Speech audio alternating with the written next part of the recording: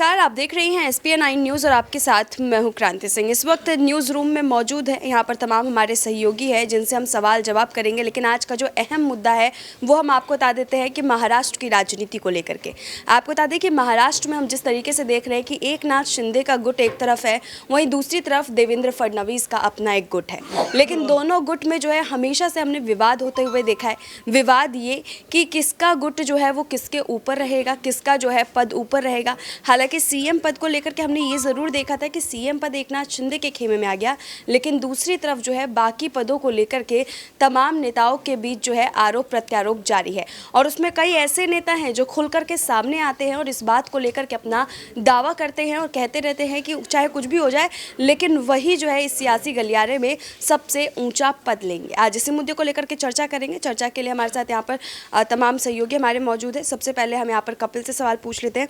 कपिल, जिस तरीके से हम देख रहे हैं कि महाराष्ट्र की राजनीति में एक तरफ एकनाथ शिंदे, वहीं दूसरी तरफ देवेंद्र फडणवीस है, तो दोनों में से सबसे पहले तो आपको क्या लगता है कि बीजेपी के लिए देवेंद्र फडणवीस अहम है या एकनाथ शिंदे? क्योंकि वो तो ये कह रहे हैं कि अब एकनाथ शिंदे भी उनके लिए बराबर ही रहते हैं। बिल्कुल, अभी अगर भाजपा की अगर बात करी जाए तो वो ये बिल्कुल भी नहीं कहेगी कि शिंदे हमारे लिए महत्वपूर्ण नहीं है, इंपॉर्टेंट नहीं है। पर फडणवीस की जहाँ तक बात करी जाए तो पहले भी हम कई बार देख चुके हैं कि फडणवीस मुख्यमंत्री पद की कुर्सी संभालते हुए नजर आ चुके हैं और साथ ही साथ अगर सरकार बनाने की बात हो तो वो भी करते हुए नजर आ चुके हैं। तो शिंदे कहीं ना कहीं उतने इंपॉर्टेंट फिलहाल भाजपा के लिए नहीं होंगे, चूँकि वो मुख्यमंत्री हैं, सरकार उन्होंने उद्धव ठाकरे वाली गिराई है, तो फिलहाल के लिए काफ़ी इंपॉर्टेंट फैक्टर हो सकते हैं। लेकिन आने वाले वक्त के लिए अगर हम कहें तो फडणवीस ही उनकी पहली चॉइस होंगे। ठीक है, फडणवीस जो है वो वहाँ पर उनकी पहली पसंद हो सकते हैं। लेकिन इसको लेकर के एक और सवाल ये रहेगा कि जिस तरीके से हम देख रहे हैं कि फडणवीस तो पहली पसंद है, लेकिन फिर भी सीएम पद एकनाथ शिंदे को मनाने के लिए दे दिया। अभी जब संसद में बैठने की बारी आ रही है तो वहाँ पर भी अपने सांसद जो है ज़्यादा लेकर के जाना चाह रहे हैं। क्या लग रहा है बीजेपी इसमें सहमति अपनी दिखाएगी शिंदे के लिए, और फडणवीस को क्या इस बार भी प्यार से कहेंगे कि चलिए थोड़ा सा साइड हो जाइए? देखिए, बीजेपी जो है वो एक अच्छी रणनीतिकार है, मतलब रणनीति बनाने के लिए जानी जाती है। तो ये भी हमें देखने को मिल सकता है कि आने वाले टाइम में अगर शिंदे को कहीं ना कहीं फिलहाल के लिए भाव दिया जा रहा है और आने वाले वक्त में फडणवीस को ही मेन राजनीति में, मेन स्ट्रीम में रखा जाएगा। और जिस तरह से आप देखते होंगे कि कई बड़े नेताओं को भाजपा अपनी सरकार में शामिल तो कर लेती है, फिर उन्हें पूछना पड़ता है कि बीजेपी शिंदे को धोखा देगी।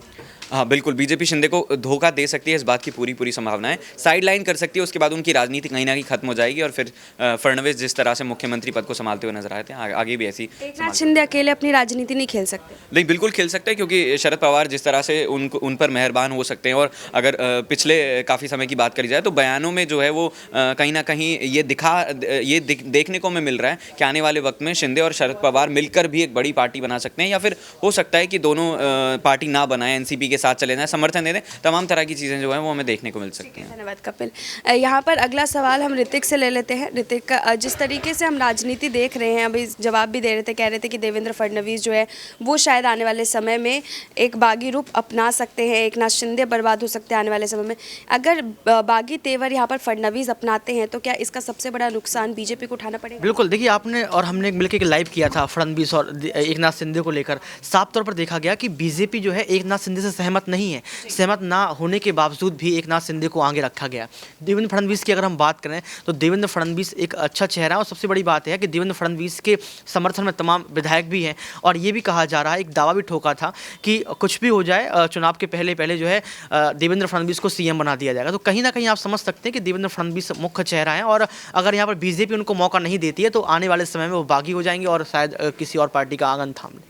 ठीक है, एक सवाल और रहेगा कि देवेंद्र फडणवीस जो है उन्होंने अभी तक कहीं ना कहीं अपने आप को जो है दबा दिया है ताकि बीजेपी अपना ठीक से रणनीति खेल सके, बीजेपी आगे जा सके।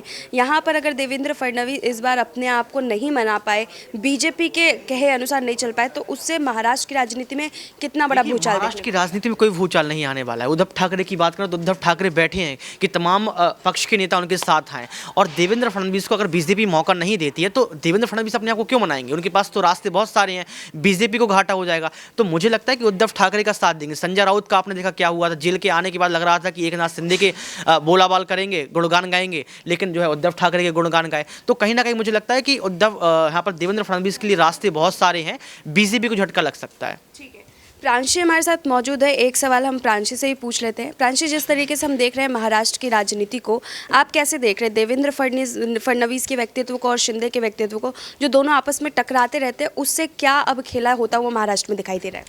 देखिए, शिंदे और फडणवीस के बीच जिस तरीके से अभी जो खेल होते हुए नजर आ रहा है, जैसा कि यहाँ पर अब ये दावा किया जा रहा है कि कहीं ना कहीं रार पड़ती हुई नजर आ रही है। कुछ ऐसे विधायक हैं जो कहीं ना कहीं मातोश्री में वापसी कर सकते हैं, ऐसा उद्धव गुट का कहना है। और दूसरी ही तरफ यहाँ पर देखा जाए तो और भी ज़्यादा सियासी माहौल इस वजह से देखने को मिल रहा है कि उद्धव ने यहाँ पर ऐलान ये किया कि मुख्यमंत्री किसी महिला को होना चाहिए। अब यहाँ पर मुख्यमंत्री पद के लिए यहाँ पर कई नाम सामने आ चुके हैं, जैसे कि रश्मि ठाकरे का नाम तो है ही, सुप्रिया सुले भी है, अजीत पवार भी हैं, सुषमा अंधारे हैं, और भी ऐसे कई नाम हैं जो सामने आ चुके हैं। और उसके बाद में यहाँ पर एकनाथ शिंदे एक तरीके से यहाँ पर ये कहते हुए नजर आए, जब से यहाँ पर दोनों ही गुटों में शिवसेना बटी है, तब से उन्होंने कहा कि मुख्यमंत्री पद के दावेदार वह भी हो सकते हैं, क्योंकि आने वाले जितने भी चुनाव होंगे उसमें वह जीत हासिल करेंगे। लेकिन दूसरी ही तरफ देवेंद्र फडणवीस को लेकर मांग उठना शुरू हो चुकी है। तो मुझे लगता है कि सियासत अभी और भी ज़्यादा तेज़ होती हुई नजर आएगी, क्योंकि 2024 में ना सिर्फ लोकसभा चुनाव है, 2024 में महाराष्ट्र में विधानसभा चुनाव भी हैं। और मुझे लगता है, छोटा सा सवाल, छोटा सा जवाब, क्या लगता है फडणवीस आगे चल करके बीजेपी के सबसे बड़े दुश्मन के रूप में दिखाई दे सकते हैं?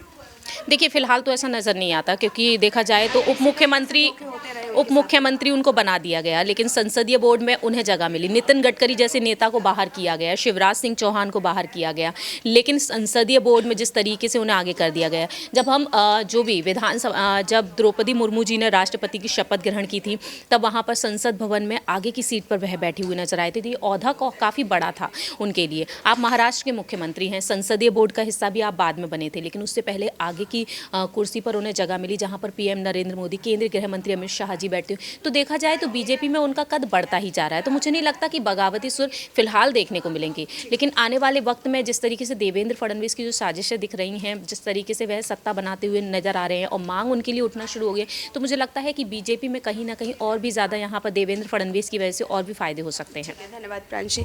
तो देखिए, आप सीधे तौर पर यहाँ पर ये ज़रूर देख सकते हैं कि महाराष्ट्र की जो राजनीति है, वहाँ पर देवेंद्र फडणवीस का बागी तेवर अभी होता हुआ ज़्यादा नहीं दिखाई दे रहा है प्रांशी के मुताबिक। लेकिन यहाँ पर ऋतिक का भी ये कहना था कि देवेंद्र फडणवीस जो है आगे चल करके बीजेपी के लिए एक बड़ा खतरा बन सकते हैं। बहरहाल, राहुल अब हमारे साथ जुड़ चुके हैं। राहुल से जो है हम अगला सवाल ले लेते हैं कि किस तरीके से जो है वो महाराष्ट्र की राजनीति को समझ रहे हैं, महाराष्ट्र की राजनीति में उन्हें कौन सा बड़ा उलटफेर जो है वो देखने को मिल रहा है। महाराष्ट्र की राजनीति इस वक्त आपको कौन से कटघरे में खड़े दिखाई दे रही है? देखिए, महाराष्ट्र में काफ़ी हद तक हम देख रहे हैं कि शिंदे वर्सेस उद्धव की जो लड़ाई चल रही थी, लेकिन अब कहीं ना कहीं मुझे ऐसा लग रहा है कि एक बार फिर महाराष्ट्र में उद्धव ठाकरे को न सिर्फ शिवसेना की कमान मिलेगी, बल्कि सीएम पद के लिए भी वो आगे आते नजर आएंगे।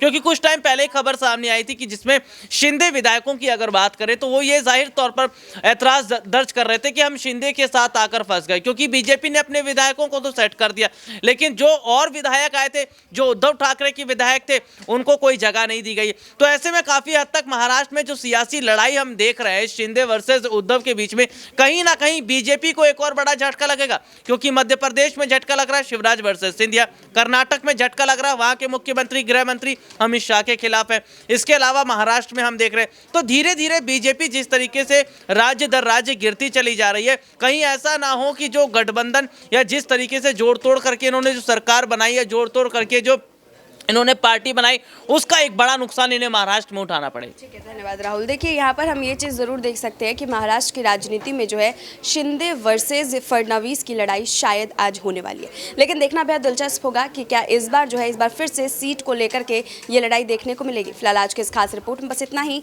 देश दुनिया की तमाम बड़ी खबरों के लिए देखते रहिए SPN9 न्यूज़।